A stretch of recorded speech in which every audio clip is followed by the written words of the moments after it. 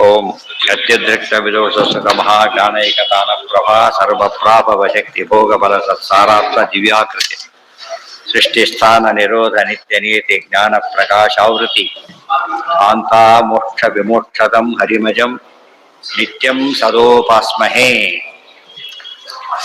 ಎಷ್ಟಿದೆ? ಯಾವ್ದಾಯ್ತು? ಅದಲ್ಲ, ಅಭೇದ ಜ್ಞಾನಿ ನಾವು ದೋಷ ಮುಗಿತು ಅಲ್ಲಿ. ಯಾವ್ದೀಗ? ಹಾ, ಸುಷುಪ್ತಿ ಬಗ್ಗೆ ಎಲ್ಲ ಹೇಳ್ತಾ ಇತ್ತು.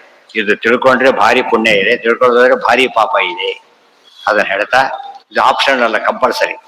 ಕೆಲವರಿಗೆ ನೀವು ಈ ಕೆಲಸ ಸಿಗೋದಿಲ್ಲ, ಬೇರೆ ಕೆಲಸ ಮಾಡ್ತೀನಿ ಅನ್ಬೋದು. ಇದು ಹಾಗಲ್ಲ.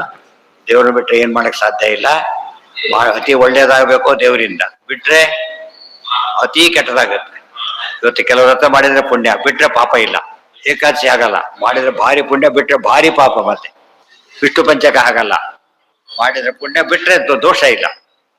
ಅದ್ರಲ್ಲಿ ಬರೋ ಎರಡು ಬಿಡಬಾರ್ದು ಅಷ್ಟೇ, ಏಕಾದಶಿಗಳು ಬಿಡಬಾರ್ದು, ಅದನ್ನ ಮಾಡ್ಬೇಕು. ಇದು ಹಾಗೆ ಬ್ರಹ್ಮಜ್ಞಾನ ಅನ್ನೋದು ಕಂಪಲ್ಸರಿ. ತುಂಬಾ ಜನ ಏನ್ ಮಾಡಿದ್ದಾರೆ, ಇದನ್ನ ಐಚ್ಛಿಕ ಅಂತ ಮಾಡ್ಬಿಟ್ಟಿದ್ದಾರೆ. ತಪ್ಪು, ಕಂಪಲ್ಸರಿ.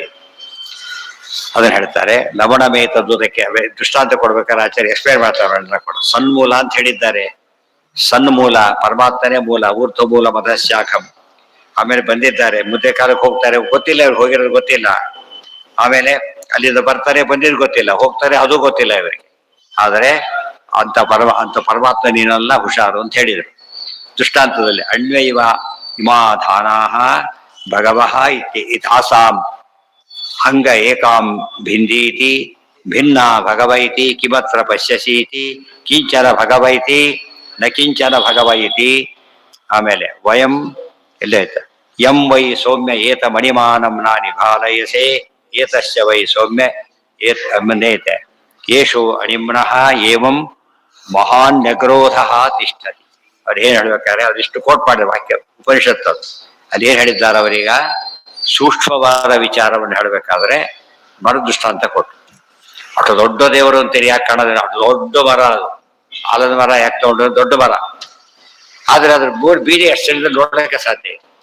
ದೇವ್ರ ಅಷ್ಟು ದೊಡ್ಡವನು ಅಂತ ತಿಳ್ಕೊಳ್ಳೋದು ಭಾರಿ ಕಷ್ಟ, ಭಾರಿ ಸೂಕ್ಷ್ಮ. ಅಂದ್ರೆ ಎಷ್ಟು ಸೂಕ್ಷ್ಮವಾದ ಬೀಜ ಇದೆ ಅಂದ್ರೆ ಅಲ್ಟಿಮೇಟ್ ಅಲ್ಲಿ ಕಾಣದೇ ಇಲ್ಲ.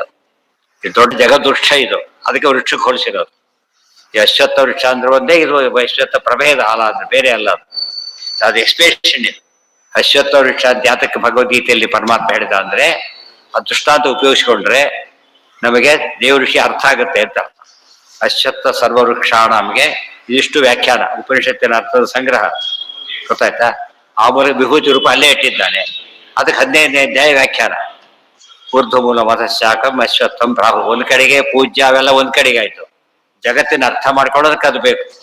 ಎಲ್ಲಾ ದೇವತೆಗಳು ಅರ್ಥ ಆಗ್ತಾರೆ, ಮಹಾಲಕ್ಷ್ಮಿ ಅರ್ಥ ಆಗ್ತಾರೆ. ಗೊತ್ತಾಯ್ತಾ? ದೇವ್ರು ಎಷ್ಟು ಸೂಕ್ಷ್ಮ ಅಂತ ಅರ್ಥ ಆಗುತ್ತೆ. ಎಲ್ಲ ಗೊತ್ತಾಗೋದ್ರಿಂದ ವೃಕ್ಷ ಅತ್ಯಂತ ಪೂಜ್ಯವಾದ ವೃಕ್ಷ ಅಂತ ಕರೀತಾರೆ.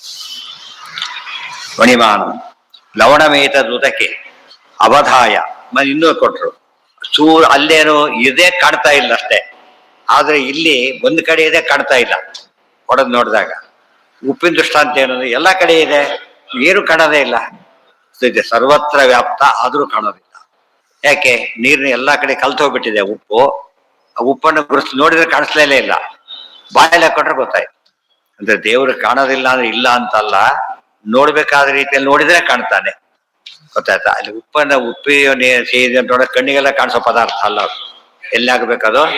ನಾಲಿಗೆಯಿಂದ ಆಗ್ಬೇಕು, ಕೆಲವು ಮೂಗಿನಿಂದ ಆಗ್ಬೇಕು. ಘ್ರಾಣಕ್ಕೆ ಪರಿಮಳವು ಸುಮಾರದೊಳಗೆ ಅರಣ್ಯೊಳಗೆ ಇಪ್ಪಂತೆ. ಅದು ದೇವರನ್ನ ತಿಳ್ಕೋ ಪ್ರಯತ್ನ ಪಡಬೇಕು ಅಂತ ಹೇಳ್ತಾರೆ. ನಾವು ಬೇಕಾದ ಪದಾರ್ಥ ಹುಡ್ಕೊಂಡು ಹೋಗೋದಿಲ್ಲ. ಕಿಲೋಮೀಟರ್ ಗಟ್ಟಲೆ ನಿಂತಿದೆ ಅಂತ ಹೇಳ್ತಾರೆ, ನೋಡಿದ್ರ? ಆಟೋಗಳ ಕಿಲೋಮೀಟರ್ ಗಟ್ಟಲೆ ನಿಂತೀವಿ. ಯಾಕೆ ನಿಲ್ಸಿದ್? ಇಲ್ಲ, ಬೇಕೇ ಬೇಕು ನಮಗೆ. ದೇವ್ರು ಬೇಕೇ ಬೇಕು ಅಂತ ಅನಿಸಿದಾಗ ಆ ಭಾವನೆ ಬರುತ್ತೆ. ನಾವು ಎಡೆ ಬೇಡ ಅಂತ ಅನ್ಸಿರೋದ್ರಿಂದ ಅದಾಗ್ತಾ ಇಲ್ಲ. ಗ್ಯಾಸ್ ಮೇಲೆ ಡಿಪೆಂಡ್ ಆಗದೆ ಇದ್ದವರು ಅದಕ್ಕೆ ತಲೆ ಕೆಡಿಸ್ಕೊಳಕ್ ಹೋಗಿಲ್ಲ. ಯಾತಕ್ಕೆ? ಡಿಪೆಂಡೇ ಆಗಿಲ್ಲ ನಾವು. ಆದ್ರೆ ದೇವ್ರ ಬಗ್ಗೆ ಹಾಗೆ ಹೇಳಕ್ ಬರಲ್ಲ, ಎಲ್ಲಾದ್ರೂ ಡಿಪೆಂಡೆಂಟ್ ಆದ್ರಿಂದ ನಾವು ಒಪ್ಲೇಬೇಕು. ಅದಕ್ಕೆ ಕಾಣೋದಿಲ್ಲ ಅಂತ ಎಕ್ಸಾಂಪಲ್ ಕೊಡು. ಇದೆಲ್ಲ ಯಾರು ಅರೇಂಜ್ ಮಾಡಿಕ್ ಯಾರು ಹೋಗಿಲ್ಲ ನೆನಪಿಟ್ಕೊಳ್ಳಿ. ಅವ್ರು ಒಬ್ಬರೇ ಮಾಡಿದವ್ರು. ಇಲ್ಲಿ ತತ್ವನಿರ್ಣಯ ಎಷ್ಟೋ ಕಡೆ ಹೇಳ್ತಾರೆ. 9 ಸ್ಥಾನ ಏನೇನು ವಿಶೇಷ ಅಂಶ ಇದೆ ದೇವರ ಬಗ್ಗೆ, ಎಲ್ಲಾ ವಿಧವ ಆಲ್ ಅಬೌಟ್ ಗಾಡ್, ಎಲ್ಲಿಂದ ಶುರು ಮಾಡಿ ಅದು ಬಂತಲ್ಲ. ರಚಕರ್ಮ ಕಾಲಗುಣ ಪ್ರವೃತ್ತಿ ಇದ್ದಾಗೆ 2 ಶ್ಲೋಕ ಇಡೀ ಸಮಯಪಾದ ಬಂದಾಗೆ ಇಡೀ ಹೇಳಿ 4 ಪಾದ ಎಲ್ಲ ಮುಗಿಸ್ಬಿಟ್ಟಿದ್ದಾರೆ. 9 ದೃಷ್ಟಾಂತ, ಸೂಪರ್ ದೃಷ್ಟಾಂತಗಳು. ಅದನ್ನೆಲ್ಲ ಪಾಠ ಉಪಯೋಗಿಸ್ಬೇಕು. ಅದನ್ನೆಲ್ಲ ಪಾಠ ಪ್ರವಚನಗೆ ಅದಿಷ್ಟೇ ಹೈಲೈಟ್ ಮಾಡಿದ್ರೆ ದೇವ್ರ ಬಗ್ಗೆ ಹೇಳೋದು ಭಾರಿ, ತಿಳ್ಕೊಳ್ಳೋದು ಭಾರಿ ಸುಲಭ, ಹೇಳೋದು ಭಾರಿ ಸುಲಭ. ಅಲ್ಲಿಗಿರ್ಲಿ, ನಾಳೆ ದಿವಸ ಮುಂದಿನ ಸರ್ವೇಂದ್ರಿಯ ಪ್ರೇರಕೇಣ ಶ್ರೀ ಪ್ರಾಣಪತಿ ನೇರಿತ ಯದವೋಚ ಮಹಂತೇನ ಪ್ರಿಯತಾಂ ಕಮಲಾಲಯ ಕೊಡಬೇಕು.